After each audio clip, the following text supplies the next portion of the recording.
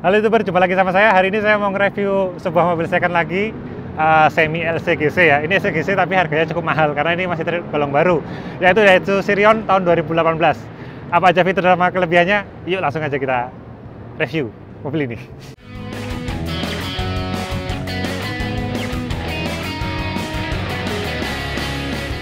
Oke, untuk desain eksterior Daihatsu Sirion 2018 ini atau generasi ketiga dari Sirion di Indonesia mengalami terobosan yang sangat bagus ya. Terutama untuk headlampnya, dia sekarang menggunakan LED. Bisa kalian jumpai LED ini di mobil Honda yang paling baru. Di depan sini juga ada fog lamp dan ada sensor parkir di depan. Sayangnya ini masih belum ada DRL, padahal di 5 tahun terakhir mungkin DRL adalah kewajiban di mobil-mobil zaman sekarang. Untuk desain dari depan sendiri, menurut saya sangat ganteng, sangat anak muda banget. Mungkin desainnya tidak terlalu futuristik, tapi kalian masih bisa menerima lah, ini mobil desainnya bagus. Daihatsu Sirion kali ini mengeluarkan desain yang sangat anak muda banget. Saya acungi jempol untuk desain dari depan. Ya, Daihatsu Sirion 2018 ini bukan termasuk LCGC ya, tapi dia city car-nya dari Daihatsu, karena harganya masih cukup tinggi.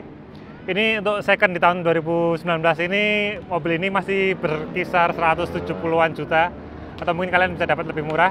Tapi yang versi automatic ini harganya sekitar 170 ke atas di saat ini ya. Terus pajak tahunannya mobil ini 2,2 juta, juga bukan termasuk golongan LCGC. Padahal mesinnya kecil loh, 1400 cc dengan tenaga 95 tenaga kuda. Ini cukup oke untuk city car, udah cukup, udah lebih dari cukup, dan dimensinya kecil dan bobotnya ringan, bikin dia performanya sangat oke di jalanan. Oke, untuk desain bagian belakang sendiri saya juga bilang kalau ini desainnya cantik. Kita bisa lihat dari atasnya ada spoiler bawaan, ada lampu rain tambahan, di kacanya ada defogger sama wiper belakang yang ini masih jarang di LCGC zaman sekarang. Ini mobil ini nggak LCGC sih, ini mahal. Terus lampu remnya sendiri dia pakai LED panjang, sedangkan mundur sama seatnya dia masih pakai bolam biasa. Di sini ada logo Daihatsu, ada tuas bagasi. Di sini ada sensor parkir berjumlah 2 biji. Di sini ada kamera mundur. Ini bawaan standarnya, ada kamera mundurnya yang cukup cantik. Terus di sini ada sirip udara yang ternyata cuma bohong-bohongan. Ini bukan beneran ini. Oke, jadi menurut saya desainnya udah oke, walaupun ada fitur palsu. Yang penting ini anak muda banget. Oke, untuk desain dari samping sendiri menurut saya juga cantik. Kita bisa lihat dari depan sampai ke belakang ada garis-garis yang bagus. Terus terutama spion yang udah bisa dilipat, velg 15 in dengan cakram di dalam, ABS EBD, fitur yang standar.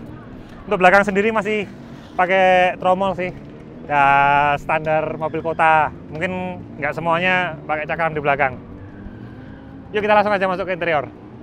Salah satu kelebihan mobil ini yang lain yaitu kuncinya udah keyless ya. Kayak gini kita tinggal masukin ke kantong. Untuk kunci di sini ada tombolnya. Untuk bukanya lagi, ini juga dipencet lagi dan kita masuk. Oke, langsung aja kita masuk ke interior ya. Oke, ini dia interior dari Daihatsu Sirion. Ini cukup komplit menurut saya. Kita mulai dari sisi pengemudi dulu. Di sini ada 4 tombol power window dan ini ada window lock. Di sini tuas pintu. Bahannya adalah kain bludru dan plastik keras di sini. Terus ada bottle holder, cup holder di bawah, ada tempat nyimpan dokumen. Di samping ada beberapa tombol yang kalian bisa lihat enggak, tapi di sini ada untuk ngatur arah spionnya, kanan kiri. Ini buat nutup retract spionnya. Di sini ada headlamp leveling, ini keren banget, gila. Jadi lampunya bisa kita atur tinggi rendahnya. Di sini ada fitur traction on atau off-nya di sini. Terus untuk MID tengah, kita nyalain dulu aja mobilnya. Di kiri ada RPM, di kanan ada speedometer. Di layar MID tengah ada beberapa menu. Yang paling atas bensin, ada indikator giginya, terus ada average kilometernya. Bisa ganti dengan CFC-nya, itu average gas buang ya kayaknya kalau nggak salah. Terus di sini ada sisa bahan bakar, ada odometer, ada trip. Tripnya cuma 1. Ya ini MID tengahnya seperti ini. Terus kita menuju ke tengah. Sini ada head unit yang bawaannya sendiri udah, menurut saya udah bagus. Ada kamera mundurnya juga, jadi udah komplit. Di sini juga ada Bluetooth yang bisa kita kontrol dari setir. Sini ada tombol untuk ngangkat telepon, volume up, volume down, mode. Jadi menurut saya fitur di tengah juga sangat bagus. Terus di bawah ada panel AC digital yang bisa kita atur tinggi rendahnya suhu. Sini cepat enggaknya kipasnya. Di sini ada tombol memori AC yang cukup unik nih. Sementara hanya ini yang saya tahu ada memori AC di sini. Jadi kita bisa langsung otomatis setting apa yang kita mau. Cukup unik lah, aneh banget. Ada debugger kaca depan, kaca belakang. Di sini ada mode arah AC di kepala doang, kepala kaki doang. Ya standar seperti yang kalian tahu lah. Di sini ada tuas persneleng, masih standar, bukan Triptonic, manual Triptonic gitu. Ada PRND 32. Di sini ada shift lock untuk parkir paralel. Ada tempat penyimpanan kecil di sini. Ini dalam banget dan gelap, luar biasa. Ada handrem, ya standar lah. Joknya sendiri bahannya juga bluedroo. Di sisi penumpang sama ada cup holder sama untuk tempat dokumen. Lacinya cuma ada satu di bawah dengan enggak soft opening gitu. Di atas ada lampu baca. Kalian lihat nggak? Ada lampu baca, ada mirror standar. Oke, kita ke jok belakang. Oke, kita sekarang udah di jok belakang Sirion. Kita bisa lihat kalau di jok belakang ini ruang kakinya sangat lebar sekali ya. Aku bisa semi selonjor dengan tinggi saya yang 180 cm. Dan menurut saya ini sangat lebar. Tapi joknya menurut saya sangat keras. Padahal ini ruang kakinya gede banget. Kaki saya bisa semi selonjor. Untuk ruang kepalanya menurut saya pas-pasan ya. Mungkin hanya sisa beberapa senti, tapi kalau saya agak duduk delosor lebih oke. Jadi kepala juga masih sisa. Ada headrest di belakang yang membuat lebih nyaman. Terus di tengah ada tonjolan yang bikin mengganggu kaki saya. Terus untuk media penyimpanannya ada cup holder di tengah, bisa untuk 2 botol. Terus ada kantong di belakang, 2 biji set pocket. Ada cantolan juga di jok masing-masing. Terus ada colokan USB yang bisa diakses untuk jok belakang. Jadi joknya bisa diakses untuk penghuni belakang.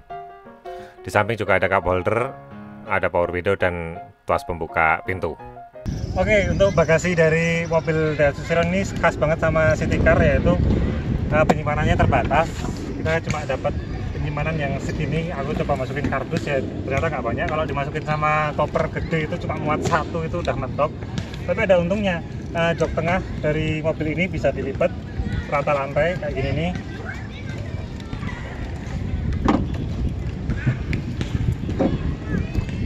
Nah, untungnya jok tengah bisa dilipat rata gini, jadi kalau kita mau nambah barang bawaan bisa di slide sampai ke tengah. So kita bisa ngisi ya minimal kalau 3 koper gede masih bisa masuk sini lah. Untungnya bisa dilipat. Terus kita lanjut. Oke, salah satu fitur yang menarik lagi di mobil ini, jok depan nih kalau direbahin maksimal bisa buat tiduran. Kayak apa? Nih saya mau praktekin.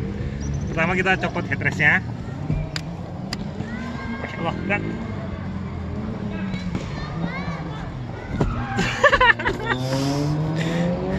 Terus headset udah dicopot, kita majuin paling mentok depan, terus kita tidurin. Nah, posisinya sekarang jadi rata lantai.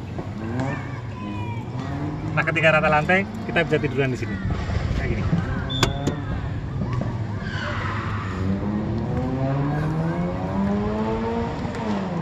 Sekarang kita menuju ke review saya tentang mengemudi si Sirion. Ini menurut saya mengemudinya Sirion ini ya karena mobil baru ya, jadi performanya masih bagus. Kalau soal performa ya standar mobil city car lah, dengan tenaga 95 tenaga kuda. Jadi ya lumayan, kalau cuma di tol jalan 100-120 masih sanggup dan kenceng lah. Terus menurut saya mengemudinya ini cukup aneh untuk orang setinggi saya 180 cm. Menurut saya gaya mengemudinya ini kaku banget. Karena apa, ini menurut saya ini setirnya udah nggak bisa naik turun. Jadi ini udah setir kondisi paling atas, jok saya udah kondisi paling bawah. Tapi ini lihat loh, ini sempit banget. Jadi di antara setir sama kaki saya itu sempit. Jadi kalau saya harus putar balik dengan cepat, tangan saya nabrak ke paha saya sendiri. Ini menurut saya ini nggak oke lah. Padahal kalau ini joknya saya mundurin, nah, kalau jok saya mundurin, saya merasa setirnya jauh banget, tangan saya cepet capek. Anehnya di situ. Tapi overall nggak masalah sih, menurut saya masih no problem. Mobil ini masih menyenangkan untuk disupirin. Mari kita jalan dulu, kita lihat performanya. Untuk performanya sendiri dia sangat go green ya, jadi putaran mesinnya dibikin sedemikian rupa agar tidak gitu, tidak agresif. Jadi dia sangat halus agar segimana mungkin bensinnya nggak boros. Jadi menurut saya ini sangat ekonomis lah, hanya menggunakan power ekonomisnya aja. Performanya pas-pasan, tapi udah lebih dari cukup. Ya cuma tadi aja masalahnya ada di posisi mengemudi yang agak kaku menurut saya. Tapi overall oke. Joknya sendiri yang keras menurut saya nggak masalah. Untuk kemampuan putar balik, karena mobil ini panjangnya nggak nyampe 4 meter, jadi dia sangat lincah untuk perkotaan. Putar balik di tempat sempit masih oke banget, Terus di sini nggak ada handrestnya ya, ini menurut saya juga bikin capek ya. Tapi apa daya, ini mobil city car, mungkin tidak didesain untuk perjalanan yang 10 jam tiap hari, jadi nggak ada handrestnya di sini. Jadi tangannya tetap harus megangin gini, atau tangannya harus ditaruh di paha biar nggak cepet capek. Tapi ya overall it's okay lah. Jadi menurut saya kalau kalian merasa badannya tinggi besar, ya ini memang agak nggak cocok sih, karena di sini sempit, ini tidak fleksibel, pengaturannya tidak fleksibel, dan bagian siku ada kecenderungan untuk nabrak ke samping. Tapi bukan berarti orang gemuk nggak bisa nyetir ini sih, masih bisa. Cuma menurut saya ada mobil yang lebih bagus lagi untuk soal keluasan kabin. Oke, gitu dulu aja review dari saya untuk mobil ini. Kalau kalian ada pertanyaan, langsung aja tulis di kolom komentar. Kalau kalian suka video ini, langsung aja klik like, dan jangan lupa subscribe ya untuk nonton video saya selanjutnya. Oke, gitu dulu. Dadah. Assalamualaikum.